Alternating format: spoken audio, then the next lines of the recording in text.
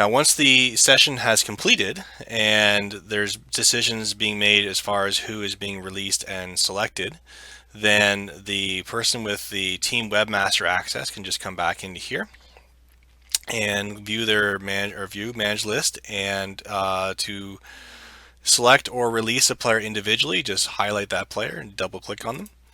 That will then open the tryout player form where they can just change the status to either selected or released. So we'll mark this player as released and update, and we'll see what that does. So it keeps them on the list in the back end for this particular team, but it does indicate in red that they have been released. Similarly, if we want to take an individual player and mark them as selected, we can do the same thing. And again, that will also keep them in the list in the back end and mark them with green text as being selected. Now, if I were to click View Live right now, this would show me the tryout list to the public.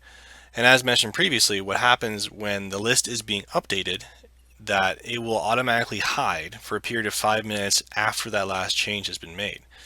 So rather than waiting for that to show up, I'll just explain that what will happen is, by default, the trial list will only include players who are either pending or selected.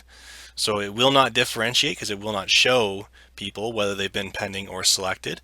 By default, you can actually turn that on, and we'll cover that in the last video in the series talking about security and different options.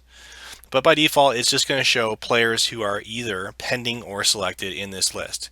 What will also happen is that any player that's marked as released by default will not show up at all. So the instructions that you would give to the parents or players would be to return to the tryout list at a predetermined time when you know you're going to be updating the list, and then just tell them that if you see your name on the list, please come back to the next session. If your name is not on the list, then you'll give them separate instructions for what they need to do next. So that's doing them individually. If you want to use or release a whole bunch of players or select a bunch of players at the same time, then you have options to bulk release or bulk select. These are very similar in how they work, so I'll just do bulk release. There are instructions on this page that tell you how to use it, but basically what it says is you can take any player that's in the list of players available, click and drag them across, or double click on them, or click on them and use the arrow to move them across, back and forth.